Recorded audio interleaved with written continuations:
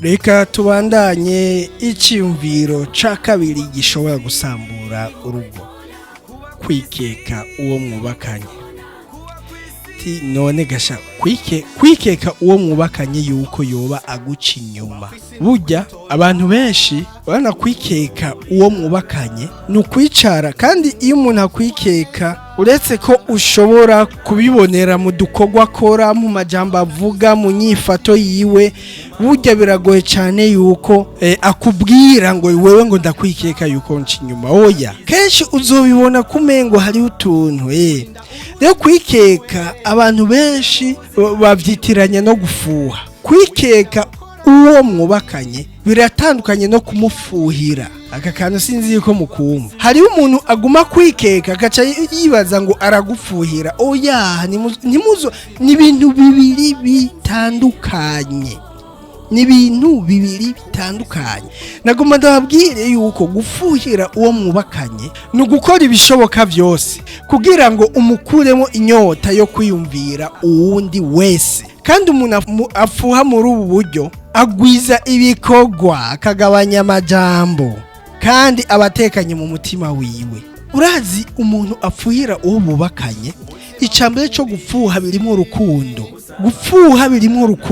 Kuko umuntu agufuhira agerageza gukora ibishoboka byose ngo agukuremo iyo nyota yo kwiyumvira uwundi wese. Dufate nk'umuntu agufuhira akamenya ati uyu muntu akunda ikintu kanaka, aca rondera ico kintu kugira ngo akiguhe, bikunde ntuje kukirondera ahandi. Reka ndabakaroga gasanzwe nk'umugore abona yuko umugabo wiwe akunda match, akaba akunda kuja kuraba match. Hanyuma akenshi ari igihe umugabo nyene aba ari kuraba match, mugabo umugore akibaza ati umugabo wanje burya ntabari kuraba match, abari mu bindi nyene. Rero mu gihe umufuhira ucutegerezwa kuraba ingene iyo match aja kuraba hanze yoze yiraba mu rugo rwawe, hanyuma ugakora ibishoboka byose kugira wa mwanya wa match burya aze kuyirabira mu nzu. Ivyo aja kurondera hanze abisange aho mu nzu nyene. Muri ico gihe bica byoroha kuko uba wewe upfuhira uwo mwubakanye. Ntushaka ikindi kintu cyo mutwara umutima kugusumba wewe. Yes, ushaka ko umutima we uguma kuri wewe. Kora ibishoboka byose uyu mwubakanye ivyo aja kurondera hanze abironke iwawe. Nimba uri umugabo ukaba wumva yuko umugore wawe afise kumbura ikintu kimutwara umutima cyane, kirondere ugishire hafi yiwe, hanyuma aheze yicare atuze atekane. Umuntu agupfuhira agerageza kunezereza umutima wawe mu byo ashoboye. Ibyo si ukuvuga yuko ngo ibyo udashoboye ngo ubirondera. Oya, ibyo udashoboye ubigendamo buke buke, ukamwereka yuko ari ivyizigiro yuko uzobimuha aho uwo mupfuhira.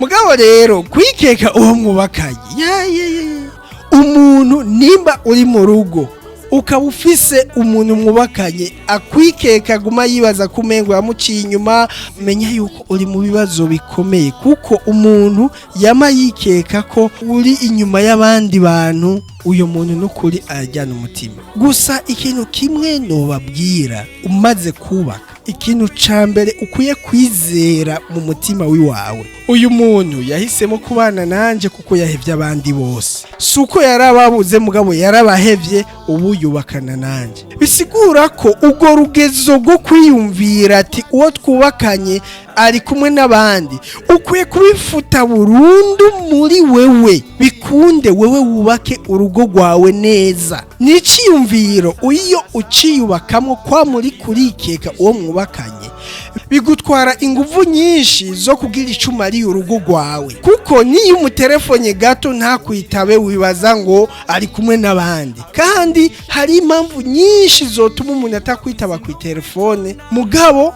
atari kuvuga ngo ari kumwe n'abandi, ni nyinshi sinozivuga ngo ndazimare. Ashoboye kuba telefone yiwe yashize mu mufuko ntiyayibonye, yashize mu isakoshi ntiyayumvise, yayishize kuri charge, ari mu bindi, yayishize ngaha, yagiye handi. Hari impamvu nyinshi.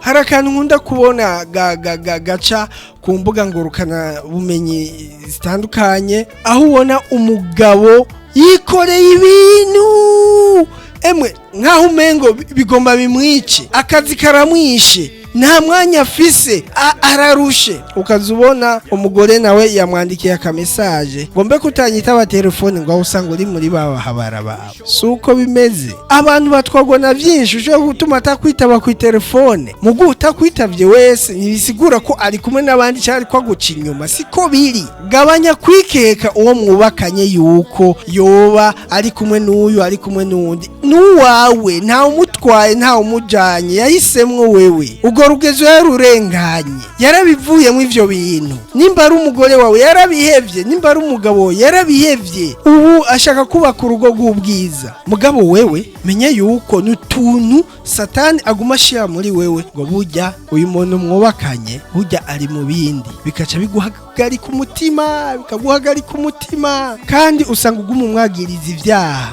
Ivyo rero ntibiryoha mu rugo.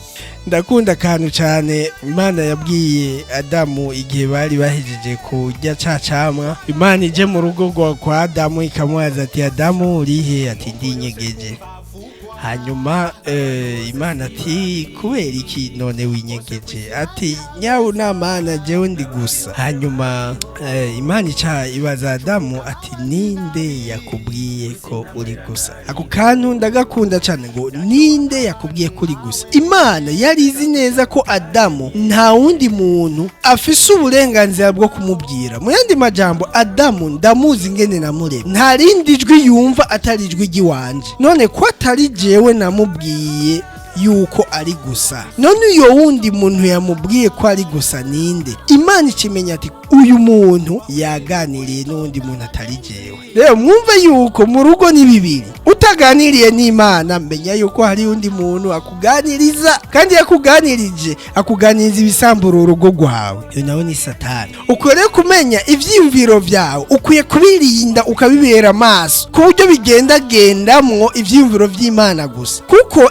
ivyo iyo bitabaye gutyo Satani aca kuganiriza, kandi yakuganirije akuganiriza ibitari ivyo, akwereka ibitari ivyo, kandi akaja kwereka ko ari vyo ariko kuri, mu gihe ukuri kwa nyako ari Imana igutanga. Twirinde kuganirizwa na Satani. Mugabo ikintu gitangaje, burya ubushakashatsi bugaragaza yuko abantu bikeka ko abo bubakanye babaca inyuma, ahubwo baba barabahinga mu gucana inyuma. Burya ujya muntu mwubakanye nimba yamayikeka yuko wewe umuca inyuma, sha menya yuko ahubwo mwigeho neza. Ashoboye kuba nimba atabikora yarigeze kuba azi ubuhinga bwo gucana inyuma, kuko ico utazi biragoye kukimenya.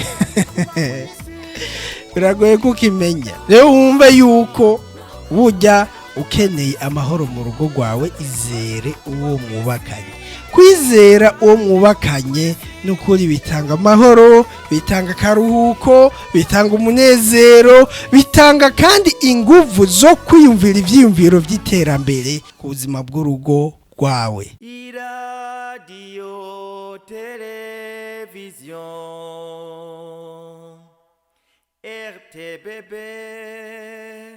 ni byiza by'Uburundi bwiza.